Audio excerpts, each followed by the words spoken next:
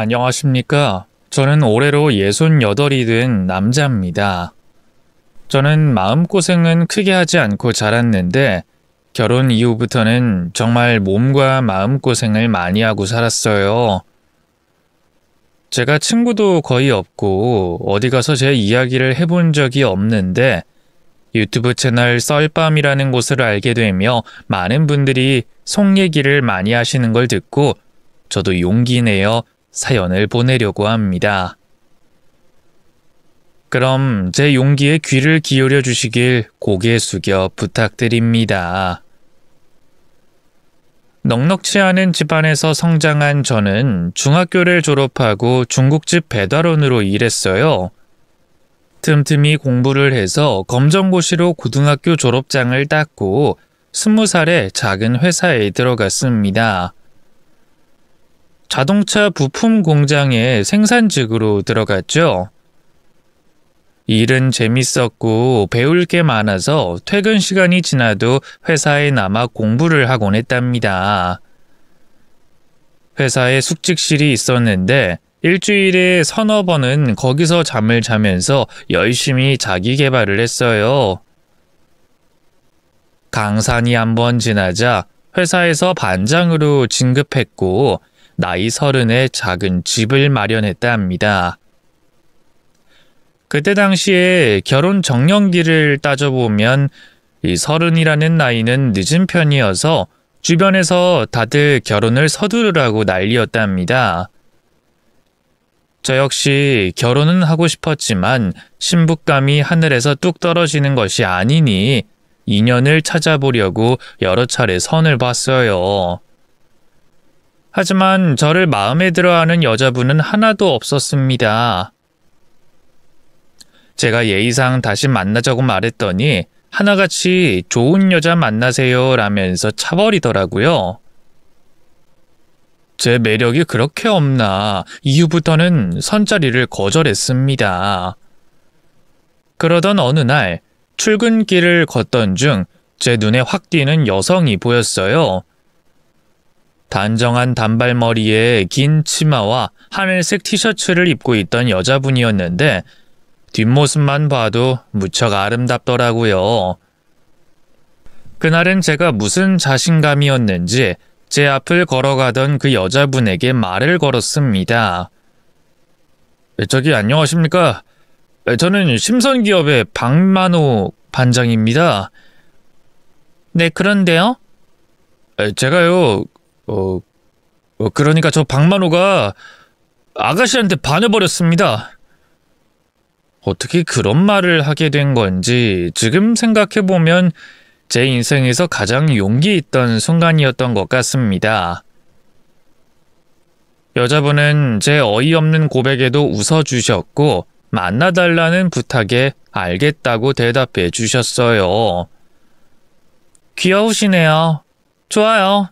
이따 오후 6시에 요 앞 사거리 횡단보도 앞에서 봐요. 그게 정말입니까? 고맙습니다.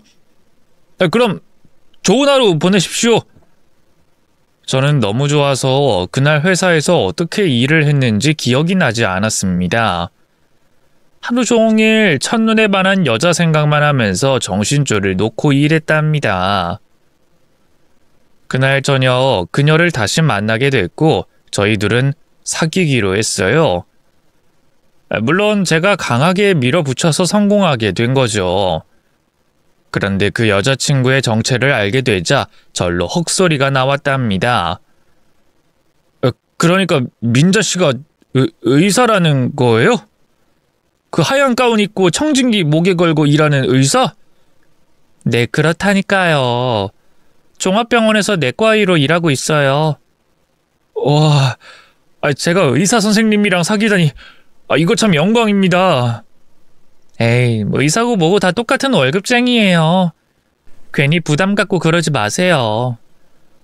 정말 그래도 되는 거죠? 못 올라갈 나무는 쳐다보지도 말랬는데. 그럼 저 민자씨 포기 안 합니다. 당연하죠. 포기하면 가만 안 둘 테니까 그런 줄 아세요?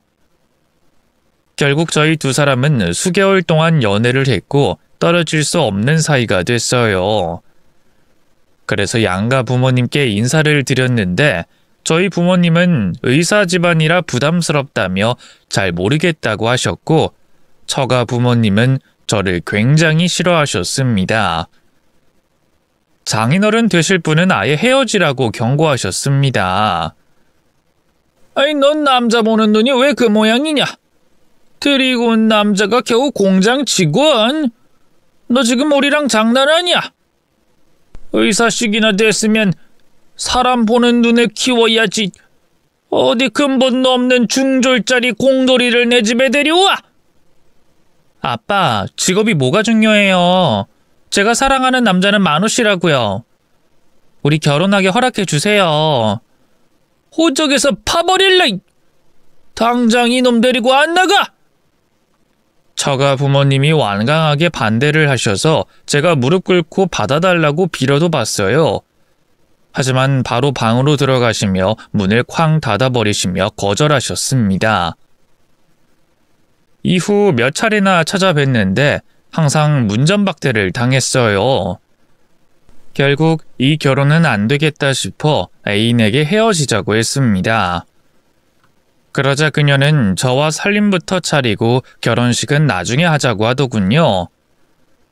이성적으로 생각하면 안 될 일이었는데 제 감정과 본능은 애인 말대로 동거부터 하고 싶었습니다. 그래서 민자 씨와 동거를 먼저 시작했고 처가 부모님들께도 말씀을 전했어요. 그런데도 꿈쩍도 안 하시고 아내를 호적에서 파버리겠다는 말씀만 하시며 저를 받아주지 않으셨답니다. 그렇게 해가 2번 바뀌고 저와 민자 씨 사이에서 아들이 태어났어요. 자식을 처음 낳아보니 인생이 얼마나 행복한 일인지 제대로 깨달았죠. 이렇게 자식까지 낳고 사는 걸 보면 처가에서 저를 받아주지 않을까 생각하고 찾아갔는데 당신들 손자가 태어났다고 하니 아내에게 인연을 끊어버리시겠다고 했어요.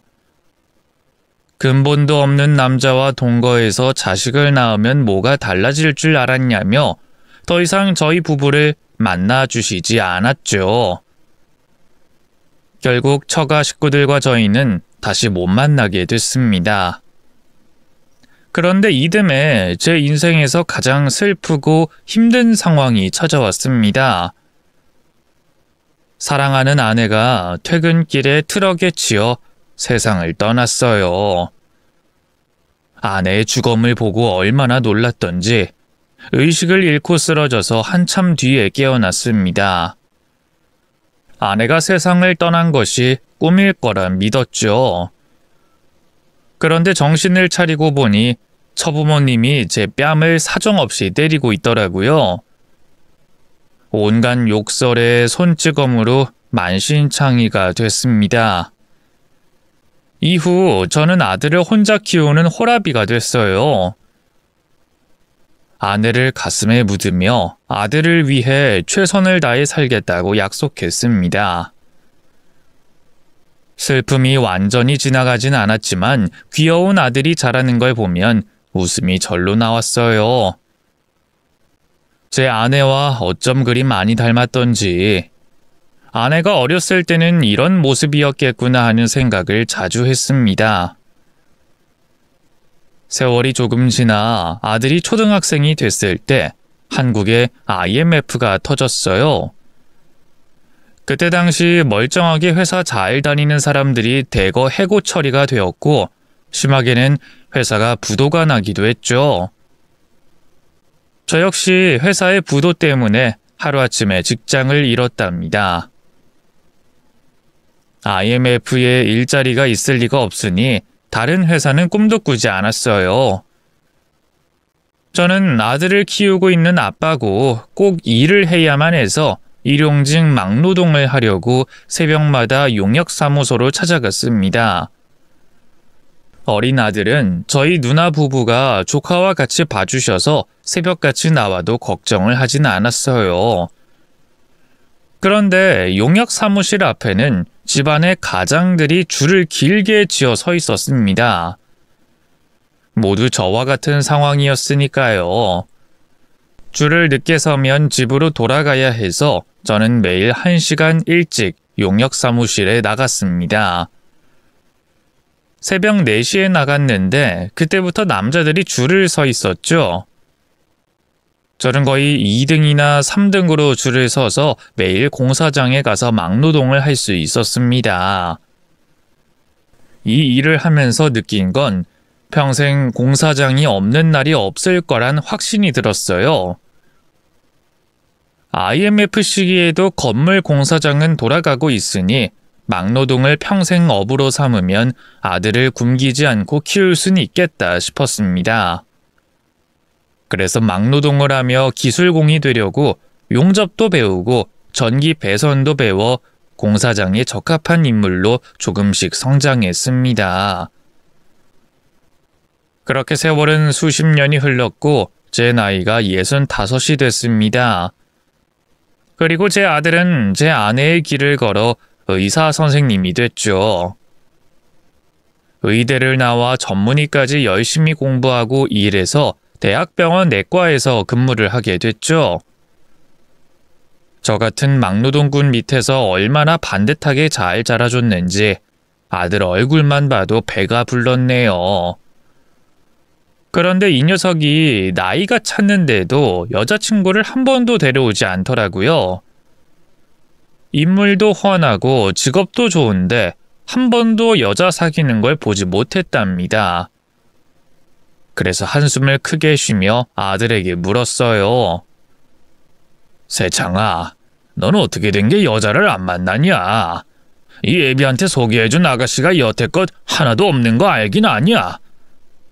네 나이 30 중반이면 이제 슬슬 장가갈 생각도 좀 해야지. 아, 내가 아버지한테 여자친구 보여준 적이 없었나요? 내가 의대 다닐 때 별명이 카사노바였는데 그것도 모르셨구나. 카사노바? 웃기고 있네. 넌 책상 앞에 붙어서 공부만 했잖아. 여자 만날 새가 있기나 했냐? 뻥도 좀 그럴싸하게 쳐봐라. 아버지는 날 너무 잘 알아 스타일이에요. 네, 여자 데리고 올게요. 사실은 결혼하고 싶은 여자가 있어요. 아니, 너 그거 정말이야? 아이, 이놈이 드디어 아비한테 효도를 하는구나. 어이시구나, 지화자다. 아버지 그렇게 죽으세요? 나 장가가면 용돈도 못 챙겨드리고 그럴 텐데 아쉽지 않겠어요? 이놈아, 네가 준 용돈은 다 모아놨다. 너 장가갈 때 돌려주려고. 내가 아들 돈을 어떻게 쓰겠냐? 피땀 흘려가면서 번 돈인데. 아버지도 참, 아버지야말로 공사장에서 피땀 흘려가며 절 키워주셨잖아요. 아버지가 대학 때도 저 알바를 못하게 하고 대학 등록금이랑 다 대주셨잖아요. 제가 얼마나 죄송하고 감사하게 생각하는지 아세요? 말 나온 김에 우리 대화 좀 해요. 지금 제 결혼보다 아버지 은퇴에 대해 말해보자고요. 도대체 언제까지 공사장에서 일하실 건데요? 이놈아, 이 애비는 아직 한창이야. 젊디 젊은 사람이라고. 젊긴요.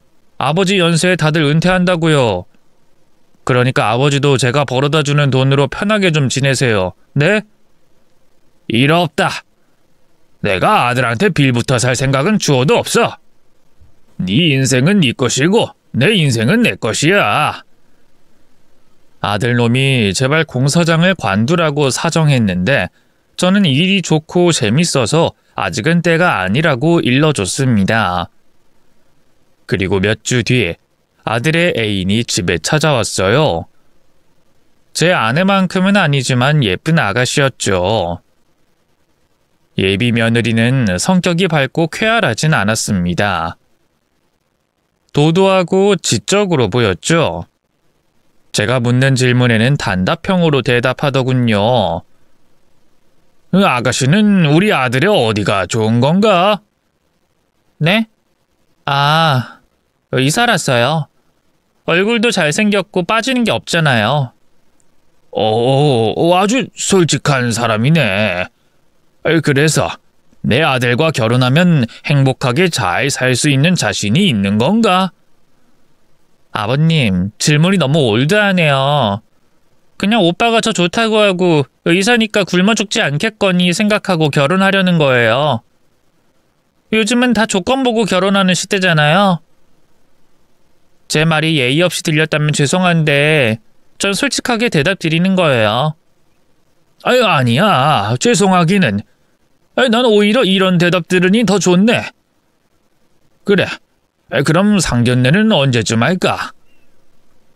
저는 아들이 어련히 좋은 여자를 선택했을 거라 믿고 질문을 많이 하지 않고 허락의 말을 전해줬습니다. 그리고 4주 뒤에 상견례를 치르게 됐어요. 예비 며느리와 사돈 부부는 약속 시간보다 30분 늦게 도착했습니다. 기본이 안 돼 있다고 생각했으나 괜히 지적하고 언짢은 기색을 보이면 분위기가 이상해질까봐 화난 얼굴로 인사를 했답니다. 아이고, 사돈어른 안사돈. 이렇게 만나 뵙게 되어 영광입니다. 두 사람은 제 인사를 받고 고개를 까딱이며 자리에 앉더군요. 악수하려고 오른손을 내밀었는데 사돈어른은 가볍게 무시했습니다. 저는 부끄러운 손을 거두며 말했어요. 이렇게 예쁜 따님을 시집 보내기 아까우시겠습니다. 그러자 사돈어른이 대답했죠. 아깝긴 하죠. 제 딸이긴 하지만 진짜 남주기 아까운 녀석입니다.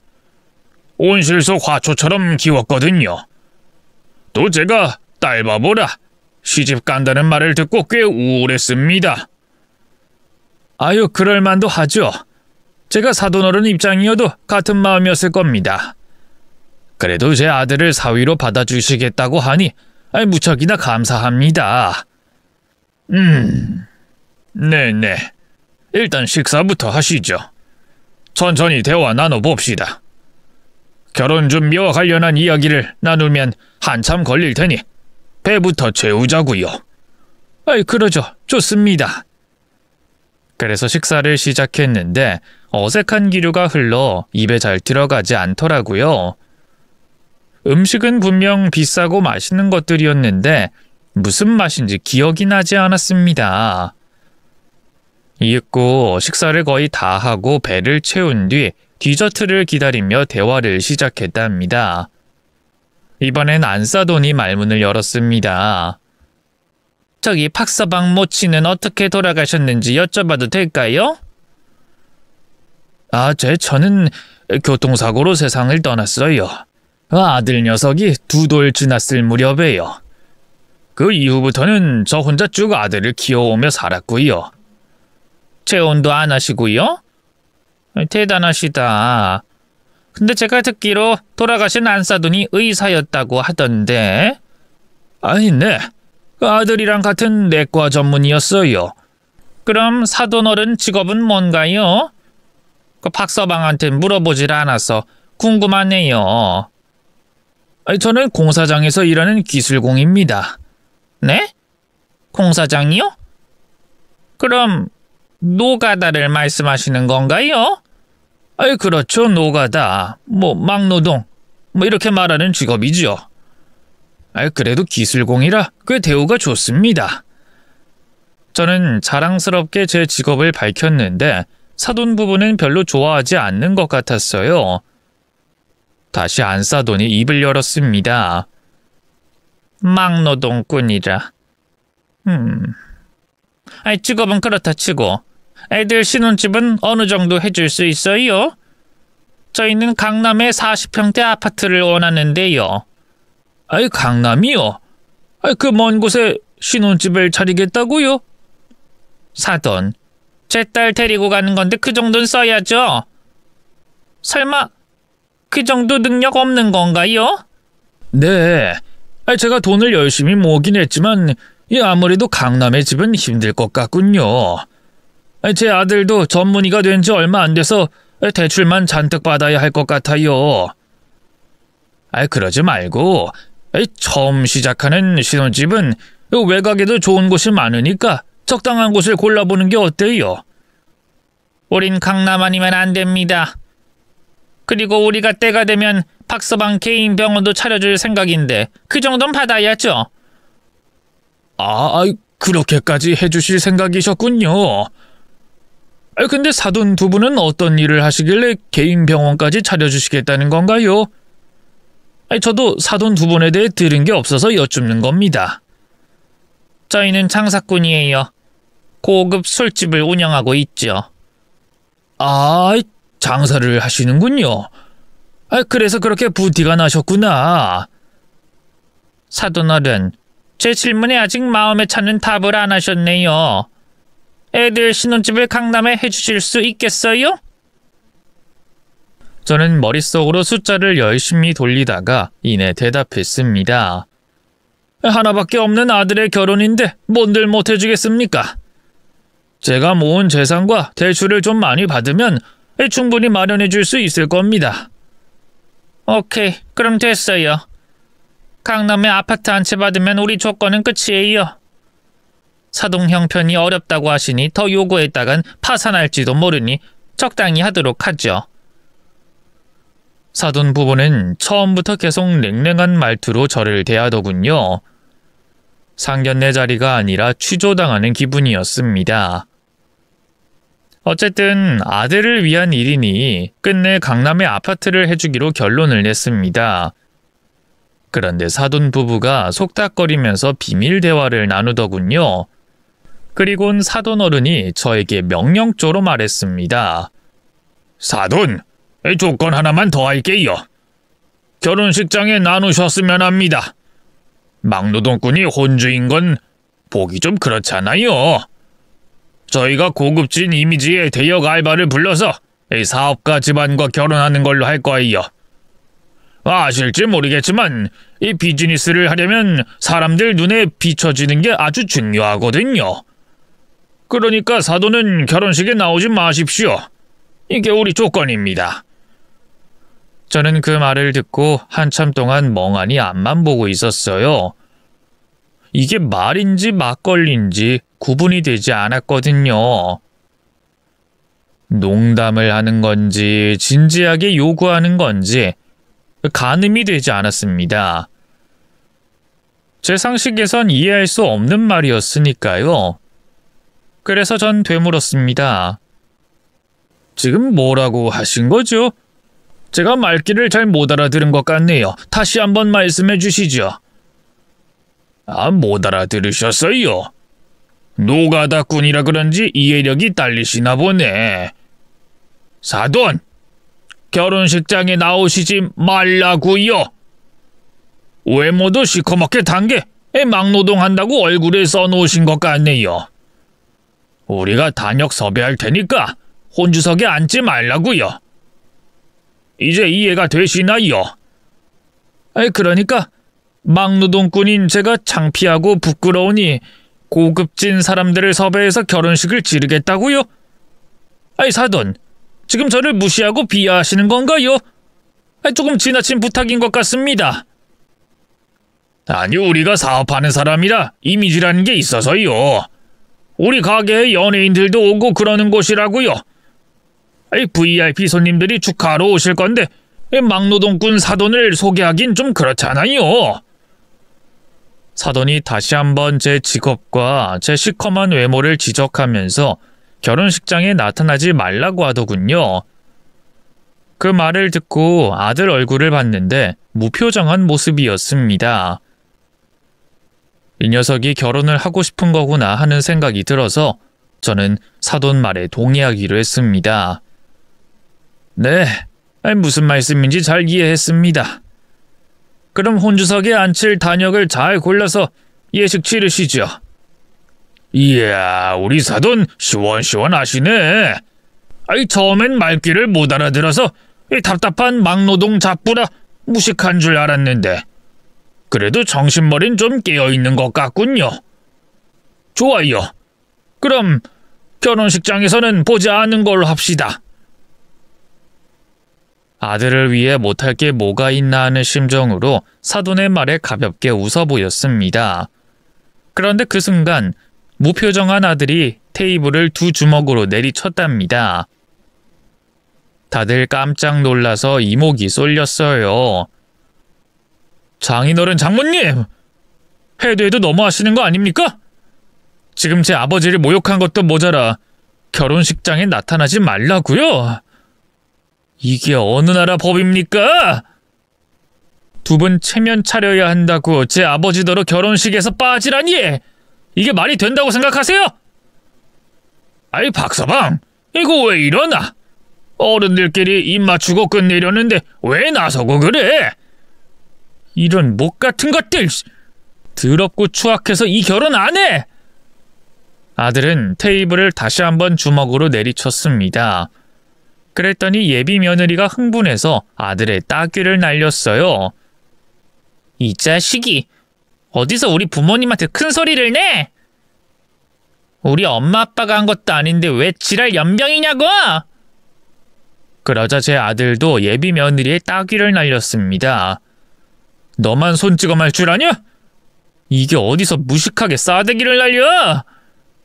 너희 부모가 내 아버지한테 하는 미친 소리 들었으면 너라도 말려야지. 왜 가만히 앉아서 듣고만 있어? 이놈 웃기는 놈이네. 야, 우리 부모님이 이미지 관리해야 한다고 하잖아. 네 애비 봐봐. 생긴 것도 무슨 섬에서 일하는 염전노예 면상 같잖아. 나도 쪽팔려서 저런 노인네가 혼주석에 앉아있는 거 싫다고. 네가 조금 까칠한 여자인 줄 알았지 이 정도로 밑바닥인 쓰레기인 줄은 오늘에서야 알았다. 너나 네 부모나 기본 예의와 상식이 없는 천박한 것들이야. 아들이 무지막지한 막말을 하자 사돈어른이 제 아들에게 달려들며 멱살을 잡아챘습니다. 주먹질을 하며 자기 딸을 왜 건드리냐고 쌍욕을 퍼붓더군요. 이 하층민 자식아! 어디 내 공주 같은 딸 얼굴에 손을 올려? 의사라고 참고 봐주려고 했더니 이거 아주 지 애비를 닮아 근본 없는 놈이잖아. 너 오늘 내 손에 뒤졌어. 그 광경을 보자 저 역시 온몸이 흥분으로 들썩이며 뛰어올라 몸을 던져 사돈어른을 아들에게서 떨어뜨렸습니다. 똑같이 주먹으로 응징해줬죠. 네 놈이 내 귀한 아들을 왜 건드려? 고작 술 장사하면서 내가 쪽팔리다고? 이 어리석고 무식한 놈아. 요즘 재벌도 너같이 안 해, 이 쫄부 새끼야. 이 부자가 쌍으로 지랄을 하네. 좋아, 해보자고. 이 마누라 돼지놈아. 이 악마 같은 놈, 이젠 하다하다 내 아내를 욕해? 니들 오늘 다 내가 씹어먹어주겠어! 양가 식구는 득달같이 달려들며 치고받고 싸웠습니다. 식당 룸 안에서 소란이 커지자 종업원들이 때로 몰려 들어와서 말렸어요. 상견례 자리가 싸움터가 돼버려 제대로 결혼을 말아먹게 됐습니다. 아들과 저는 식당에서 나와 나란히 걸으며 대화를 나눴습니다. 아들, 미안하다. 아버지가 잘난 게 없어서 이사달이 났다. 아버지가 뭐가 미안해요. 저 집안 식구들이 완전 쓰레기지. 난 저것들 착한 사람들이라고 생각했어요. 내가 인사하러 갔을 때는 아주 점잖게 대하더니 여기선 바닥치는 모습을 보이네요. 아버지, 저런 것들하고 한 식구 되느니 차라리 혼자 사는 게 나아요. 아예 혼자 사는 게 나은 건 아니지만 저런 집안에 내 귀한 아들을 줄 수는 없다. 그러니까 다른 여자를 찾아봐라. 아버지, 걱정하지 마세요. 제가 오늘 데리고 온 여자보다 100배는 나은 여자 데려올 테니까.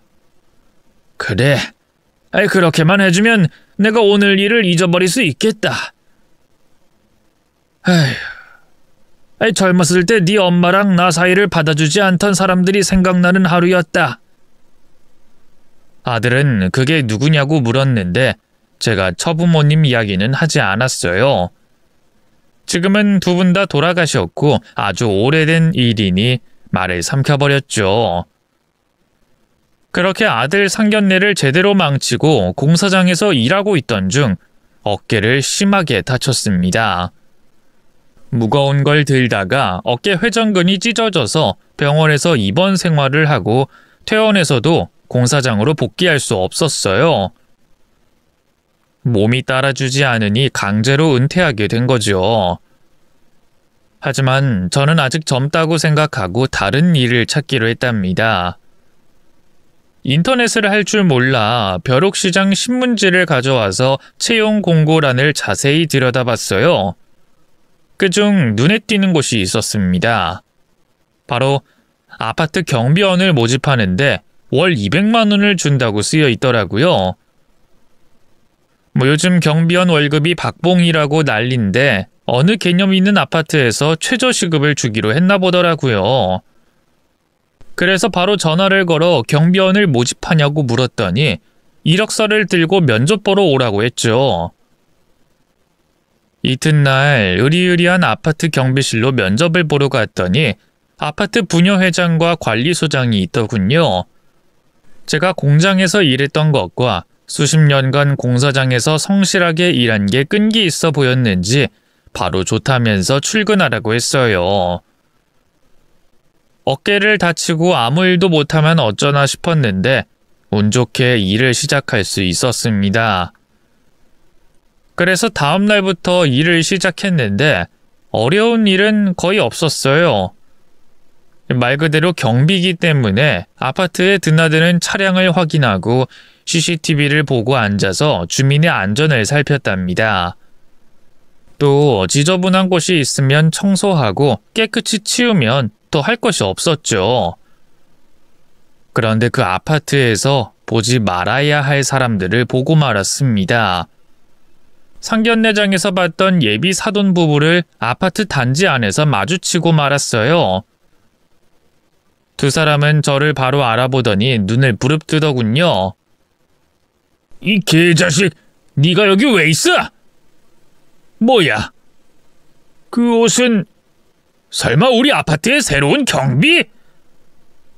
아휴, 이것들을 내 새 일터에서 만나다니 진짜 짜증나니. 이 두 사람, 앞으로 마주쳐도 못 본 척하고 지냅시다. 서로 건들지 말자고요. 제 말에 바깥사돈이 키득거리며 대답했습니다. 야, 웃기는 소리 하지 마. 넌 을이고 우리가 갑이라고. 노가다 판에 일자리가 없나. 거기서 잘려서 아파트 개노릇하려고 들어왔어? 말 조심합시다. 나 지금 엄청 참고 있으니까 댁도 참으시오. 참긴 뭘 참아? 당신 면상 보니까 바로 구역질이 나올 것 같다고. 염전 노예같이 생긴 놈이 아파트 물을 흐리고 지랄이야. 안 되겠네. 여보, 부녀회장 전화해봐. 이놈 우리가 잘라버리자. 거참 너무한 거 아니요? 공과 사는 구별합시다. 나 오늘 첫 출근했어요. 일자리 잃고 싶지 않단 말입니다.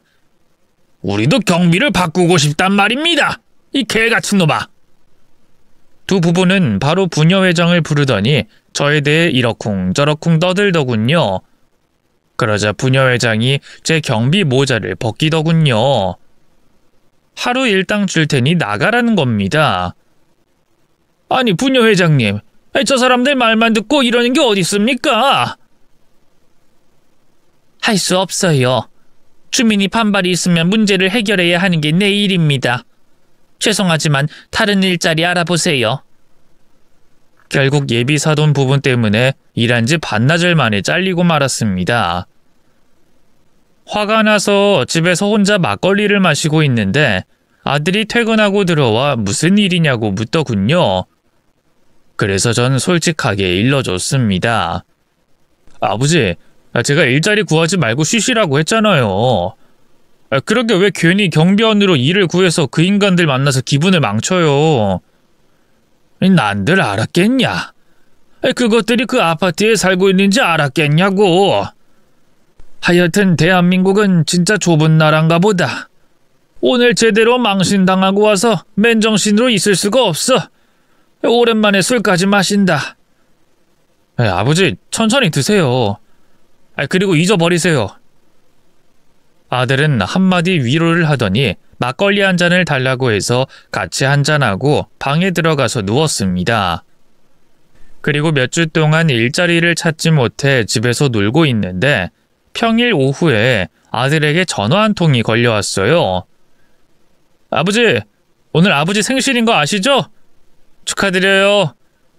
오늘이 내 생일이었냐?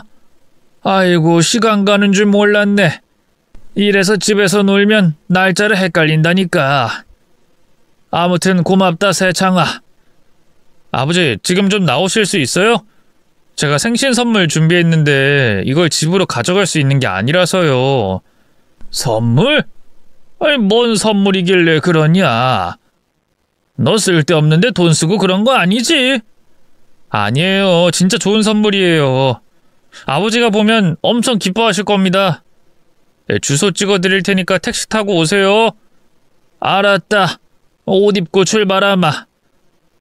저는 아들이 점심이라도 사주려는 것 같아 기분 좋게 택시를 타고 해당 주소로 찾아갔습니다.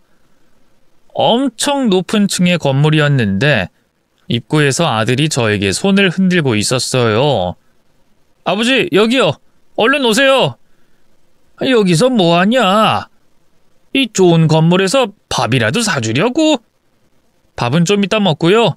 일단 저랑 재밌는 거 구경해요. 아들이 건물 로비로 들어가더니 공무원 여러 명과 대화를 나누더라고요. 그리곤 지하에 들어가더니 강제로 문을 따고 급습했어요. 세창아, 뭔 일인데 그래? 아니, 저 사람들이 무슨 일을 하는진 모르겠지만 날 왜 여기로 부른 거야? 아버지 복수해 드리려고요. 자, 이제부터 재밌는 일 생길 겁니다.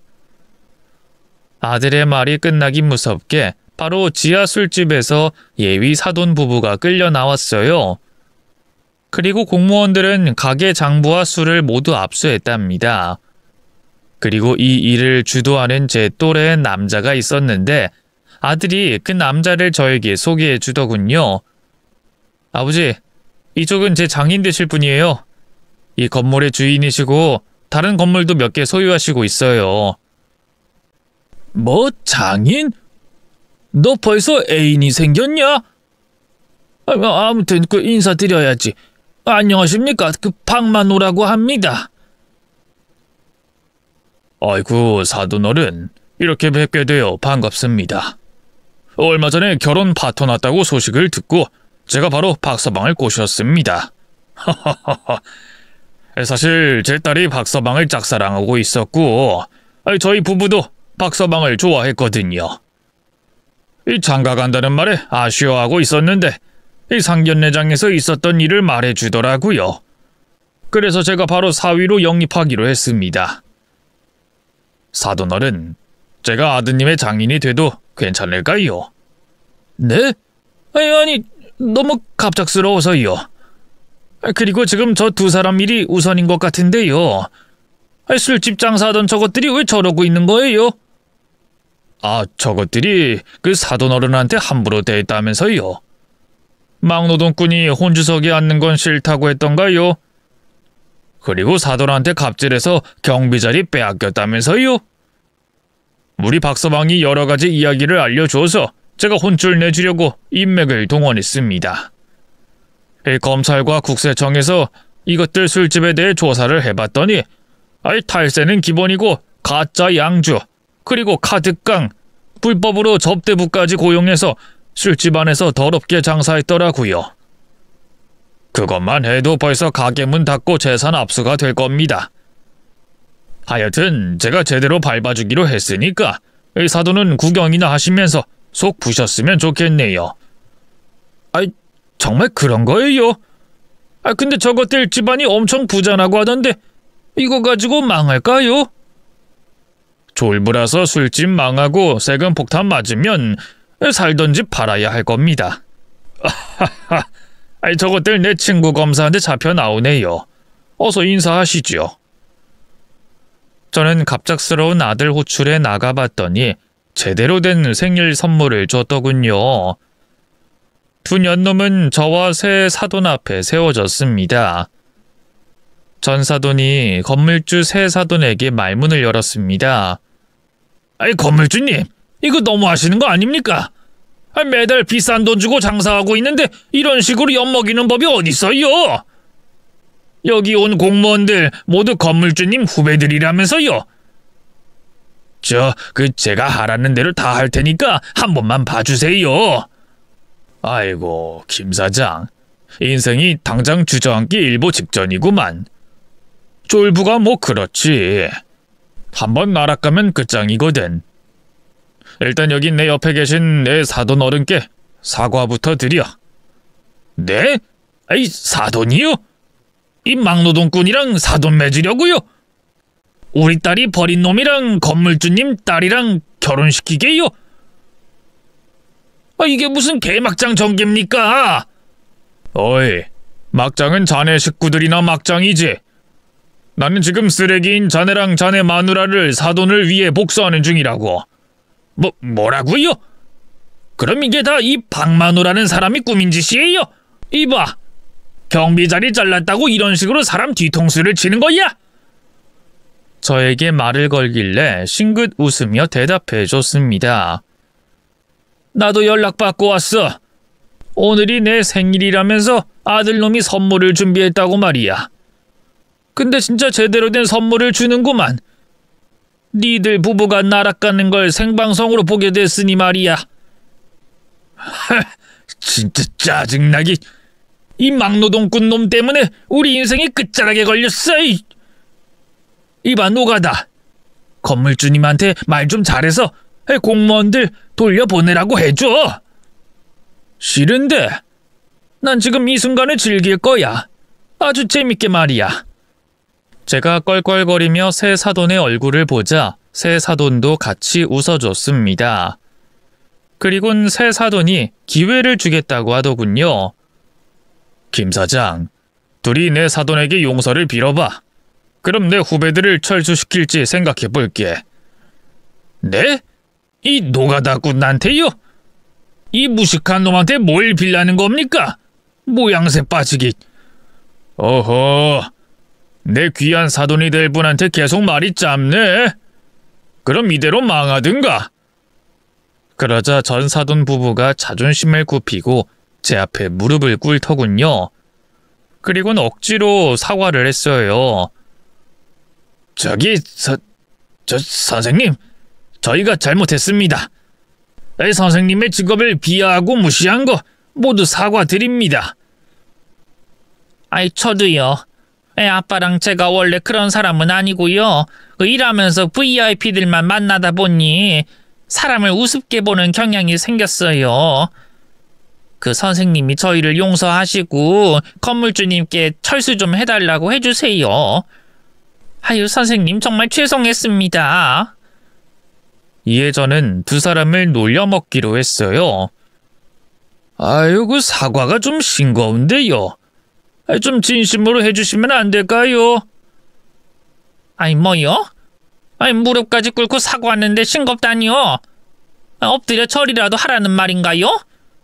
네, 그렇게 해봐요. 그럼 내가 사과를 받아줄지도 모르니까. 그러자 두 사람은 긴 한숨을 내쉬더니 저에게 절까지 올리면서 봐달라고 사정하더군요. 이에 저는 괜히 원수를 만들고 싶지 않아 새 사돈에게 말했습니다. 오늘 처음 뵙긴 했지만 저희가 사돈이 될 사이가 맞나요? 네, 사돈. 박서방은 이제 무조건 제 사위가 될 겁니다. 하늘이 두 쪽 나도 제 사위입니다. 그럼 이 두 사람을 봐주는 게 어떨까요? 저는 괜히 원수를 만들고 싶지 않아서. 아이고, 우리 사돈이 마음이 여리시네. 사과를 받아주시겠다니. 참 너그러우신 분입니다.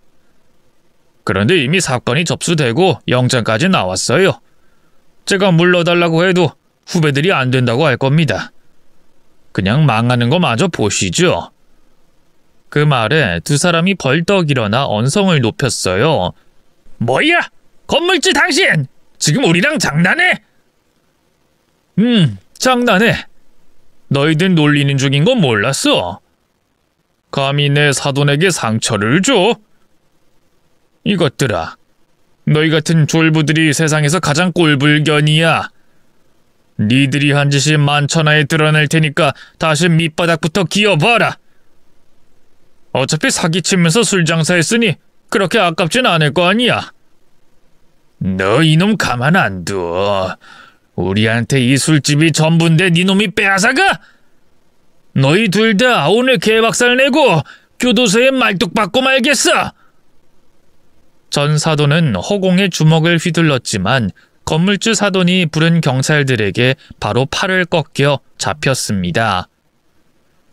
결국 두 사람은 술집을 잃었고 세금 폭탄과 벌금으로 거의 모든 재산을 빼앗겼습니다.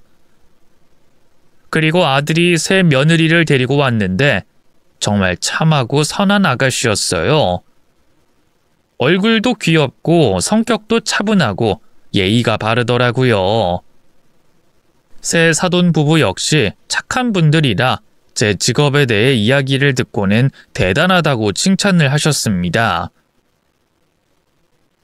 아이고 사돈, 그 안사돈 잃고 혼자 아들만 바라보고 열심히 살아오신 게 정말 존경스럽습니다. 우리 시대에는 다들 못 먹고 못 살던 시대 아닙니까? 이 베이비 부모의 IMF까지 겪은 가장들 아니겠어요? 저야 노가다판에서 아들 얼굴 떠올리면서 재밌게 일했어요. 사돈들이야말로 대단한 분들이죠. 두 분 다 자수성가한 의사라고 하시니 존경심이 절로 생깁니다. 우리도 못 살던 시절이 있었죠. 저랑 아내는 죽어라 공부해서 의대에 들어갔어요. 집안 도움 하나 못 받았는데 이제와 생각해보니 스스로 종합병원까지 개원하게 되니 진짜 뿌듯했습니다. 종합병원을 운영하시고 여러 채 상가까지 소유하고 계시다니 참으로 멋지십니다. 사돈, 듣자 하니 일을 하고 싶어 한다고 들었어요. 네. 그 어깨 다치고 공사장에는 못 돌아갈 것 같아서 경비원으로 일하려고 했었죠. 근데 결과는 그 사돈도 아시죠? 네. 그래서 말인데 제 건물에서 관리자로 일해보시는 건 어때요? 총관리 책임자로 스카우트하고 싶습니다. 네? 아닙니다. 제 아들한테 개인 병원 차려주신다면서 어떻게 저까지 신세를 지겠습니까? 신세라뇨. 이제 한 식구인데 서로 도울 수 있는 건 도와야죠. 그리고 건물 총관리 책임자가 하는 일이 절대 편하지 않아요. 머리도 많이 써야 하고 사람 스트레스도 심할 겁니다. 사돈은 잘 이겨낼 것 같으니 제안하는 거예요. 그렇군요. 그럼 저야 감사히 받도록 해야죠. 제가 최선을 다해 일해보겠습니다. 감사합니다, 사돈. 그렇게 저는 사돈의 건물에서 관리자로 일하게 됐고 얼마 뒤 아들을 장가 보냈습니다. 새 며느리가 아들을 오랜 시간 짝사랑해온 것도 감사한 일인데 결혼 파토가 나서도 제 아들을 받아준 걸 보니 엎드려 절하고 싶을 만큼 고마웠네요. 여하튼 아들 내외는 신혼부부로 새롭게 시작하게 됐습니다. 저는 상가에서 열심히 일하는 관리자로 소문이 나서 임차인들에게 응원을 받으며 일했어요. 2년 뒤 저 혼자 살던 집을 정리하고 조금 더 좋은 아파트로 이사 갔습니다. 아들이 많이 보태줘서 효도를 받고 말았네요. 게다가 좋은 차도 한 대 사줘서 편하게 출퇴근했답니다. 그렇게 소소하고 행복하게 지내고 있는데 충격적인 광경을 봤습니다. 저희 아파트 경비원이 화단에 오줌을 싸고 있는 겁니다. 너무 기가 막힌 저는 바로 경비원에게 항의했습니다. 이봐요, 경비 아저씨. 지금 뭐 하는 짓입니까? 화단에 오줌을 싸다니 당장 그만 싸지 못해요. 아이고, 죄송합니다. 제가 너무 급해서 여기 오줌을 싸버렸네요. 저기 선생님, 이 일은 비밀로 해주시면 안 될까요? 바지 지퍼를 올리고 저를 돌아본 경비원은 다름 아닌 전 사돈이었습니다. 아니, 당신이 우리 아파트에 왜 있어? 뭐야? 당신은 내 인생 망치고 우리 가정 바탕낸 그 막노동꾼? 원수는 외나무 다리에서 만난다더니 너 잘 만났다. 내가 너 때문에 쫄딱 망해서 경비질이나 하면서 연명하고 있다고. 경비원이 뭐가 어떻다고 당신 직업을 비하하고 그러나? 그리고 당신이 망한 게 어떻게 내 탓이야? 불법 실컷 저지르고 살다가 한 방에 훅 갔으면서. 이 막노동꾼이 그 사이 많이 컸구나. 좋은 차도 타고 이런 좋은 아파트에 사는 걸 보니. 그래, 우리 아들이 내과 전문이잖아. 우리 사돈이 개인 병원 개원해줘서 아주 잘 살고 있지. 이게 따지고 보면 다 당신 덕분이야. 하마터면 네 놈과 사돈을 맺었을 거 아니야. 다행히 그때 진상 부려줘서 고맙네. 이 개같은 놈이 감히 날 조롱해? 안 되겠어. 너 오늘 제삿날인 줄 알아. 안 그래도 경비직거리 하는 거 지긋지긋했는데 오늘이 너랑 내가 같이 저승길 가는 날인가 보다. 아직도 철이 덜 들었구만. 나이를 어디로 처먹은 건가? 똥구녕으로 처먹었다, 이 거렁뱅이 노가다꾼 새끼야! 그놈은 빗자루를 들고 제 몸에 휘둘렀어요. 저는 뒷걸음질하며 이리저리 피하다가 빗자루 손잡이를 꽉 잡았습니다. 그리고 그놈을 밀어버려서 주차장 바닥에 넘어뜨렸습니다. 아이고 나 죽네. 아이 주민 여러분, 이놈이 경비한테 갑질하고 때립니다. 신고 좀 해주세요. 이봐 졸부, 내 블랙박스에 다 찍혔거든. 이거로 네 놈을 잘라버릴 거야. 뭐? 그래, 잘라라. 어차피 여기서 더 내려갈 곳도 없고 차라리 돼지는 게 낫다고. 그놈은 끝까지 비관적이고 저를 크게 원망하고 있었습니다. 그래서 그놈이 원하는 대로 경비원 자리를 반납하게 하며 쫓아내버렸답니다. 주민에게 빗자루를 휘둘렀으니 충분히 퇴사 사유가 됐죠. 그리고 졸부 세 식구는 도시에서 버틸 수가 없어 지방의 싸구려 방을 구해 각자 허드렛 일을 하며 산다고 하더군요. 그게 제가 들은 마지막 소식이었습니다. 한편 제 며느리가 결혼 3주년이 되자 손녀딸을 낳게 됐어요. 이젠 이승에서 원하는 꿈을 모두 다 이룬 것 같습니다. 먼저 간 아내를 만나게 되면 꼭 하고 싶은 말이 있네요. 여보, 나 잘 살았지? 우리 아들 잘 키웠지? 라고 말이죠. 저같이 반대한 결혼 생활을 하신 분들도 계실 것이고 분노가 치미는 상견례를 치른 분들도 분명히 계실 거라 생각합니다. 제가 드리고 싶은 말씀은 너무 배경만 보지 마시고 사람의 내면을 봐주셨으면 합니다.